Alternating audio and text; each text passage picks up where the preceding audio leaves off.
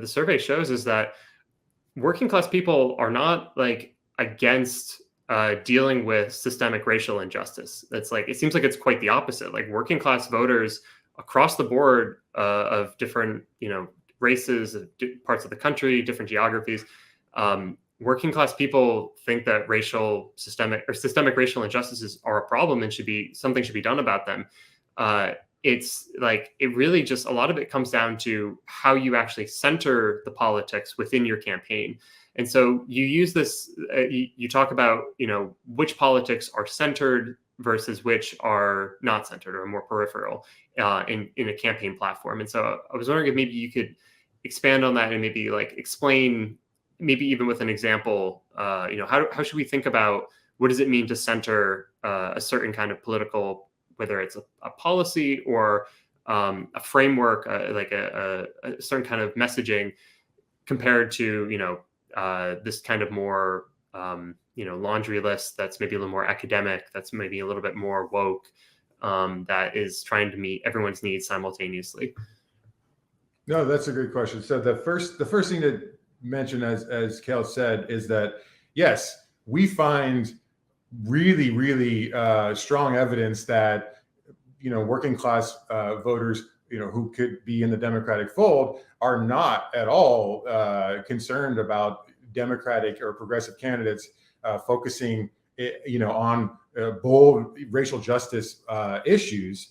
And quite to the contrary, candidates that included, so we had like a bundle of issues, right? We said there was sort of like one racial justice issue that each candidate would have. There was one healthcare issue they would have. There was one sort of jobs and economy issue. And for each of those three, campaign issues, we thought three, because normally if you're looking at a campaign website or something, there's like 3 or 4 sort of top issues that people might focus on. We want to kind of reflect that in the way that we, showed the survey. And so the progressive variety of each of those was quite popular, but particularly the Medicare for All, which was the progressive healthcare platform, and the sort of progressive racial justice item, which was end systemic racism, was really popular among folks in our survey, not just among all different groups in the working class, among whites, among blacks, among Latinos, among men, among women, rural, small town versus urban, suburban, across the board. We saw that was a popular plank that voters responded positively to. So that's really important to keep in mind. We also found that when we asked people, well, okay, so you have your top 3, you have your sort of like campaign issues, right? Your main issues that you're going to focus on. Like, so those are like the things that are, going to be part of your platform. But then we also said, like, well, what's the candidate's top day one? We call it the day one priority, the thing that they are going to sort of put front and center, right? And we made these a little bit more general, like sort of issue areas rather than specific sort of policies or, more specific issues. And we found that candidates that put bread and butter, universal issues like economics, like jobs, like healthcare, were much, much, much more popular than the candidates that put issues that are extremely important, but are sort of issues that are specific to, well, primarily relate to specific groups in society. So racial justice and immigration were the two. So when a candidate says that their primary issue is one of those sort of universal bread and butter issues, they're going to get a lot more support than folks that focus on sort of as their number one issue, racial justice or immigration. So this is very much in line with what Kale was saying at the beginning of the show, Jen was saying at the beginning of the show, that we get confused all the time. It's fine. I mean, you look so similar. Yeah. That basically it's not a problem. It's a good thing to be focused on, bold progressive racial justice issues and healthcare issues and all other kinds of progressive issues. But the way that you present it in terms of style and rhetoric, which we already talked about, and then the sort of almost issue ordering, that is to say, like, what do you lead with versus sort of what do you, bring up after you've, made your initial pitch, that matters a lot for the way that voters are going to receive the same kinds of messaging.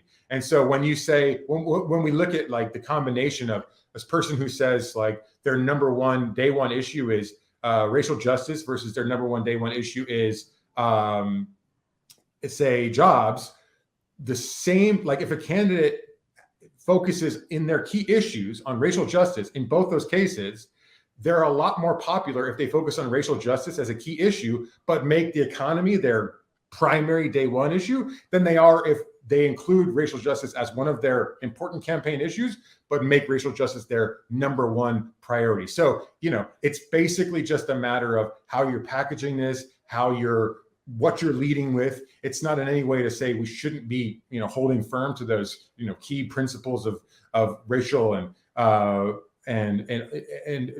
fighting all kinds of forms of oppression that we all hold dear, but it's about messaging and it's about sort of like issue prioritization. Right. The principles are not the platform. They're separate. Exactly. I also want to follow up and ask, as you said, you observed that respondents responded more favorably to the candidates that said that their number one issue was like a bread and butter issue.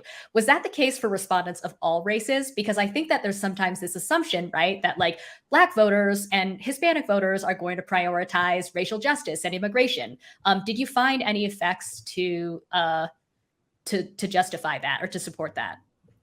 We did find that among African American respondents that their focus on their support for candidates whose day one issue was racial justice, that they were more favorable than whites or Latinos toward those candidates. And so that I'd have to go back and look at the figure, but it's close to among African Americans. I think it's close. Like if your day one issue is racial justice, and your candidate is almost as popular as a candidate whose day one issue is say the economy or jobs. But that said, even though there are those differences, which are understandable and somewhat logical across ethnic racial differences, that said, the fact that even among African American respondents, a candidate whose day one issue is racial justice is no more or slightly less important or like favorable than a candidate whose day one issue is jobs or economy, suggests that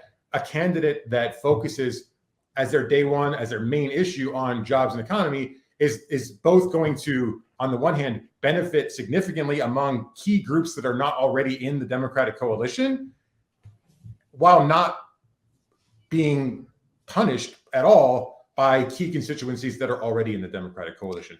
They're popular with everyone. To keep in mind. Exactly. Yeah. Yeah. So there's this is something you've actually written about in Catalyst before, but there's the assumption among at least many Democratic strategists or talking heads, people that make a living, make very nice living just talking about what Democratic voters and what working people generally think, that the policies of like, let's say Bernie Sanders, like Medicare for all, Green New Deal, child care for all, that these are too left-wing, too radical, that these things will turn off swing voters. Does that assumption pan out in the data? And if not, like, what do working class voters actually seem to not like? No, that doesn't pan out. I mean, the Medicare for all was much more popular across the board, regardless of demographic group, although less so among conservative and sort of the independent voters who were like still favorable toward Medicare for all, but they were more favorable toward a centrist position on the economy and a centrist position on jobs and a centrist position on healthcare than were other folks in the survey. But in general, yes, we find that the folks that working class voters in general were much more positive toward these progressive healthcare, Medicare for all, racial justice planks than they were toward sort of centrist or certainly conservative planks. The jobs one is a little bit more interesting because we included as a sort of left wing plank a jobs guarantee. And while there was a net favorability among working class voters for a jobs guarantee, and in fact, it was a slightly stronger favorability among independents and among Republican respondents compared to more liberal respondents, which was really interesting. That said, the jobs issue didn't really swing voters that much. That it turns out that saying that you support jobs for all didn't hurt you. It helped you maybe a little bit, but it didn't really factor into the calculus of voters nearly to the same extent that the healthcare plank did and that the racial justice plank did. So, there's a lot of potential reasons why that's the case. And we basically would need to do another survey to sort of ask things in a little bit different way. But that's the only sort of caveat. Other than that, yes, these progressive issues did really, really well. And like we keep saying over and over again, it really comes down to a matter of messaging and trying to avoid rhetorical styles and issue preference rankings that might be a little bit more alienating towards some voters that need a bit of a nudge, to come over to the progressive side. If you like this video from The Jacobin Show, please hit like and subscribe and share with your friends. Thanks.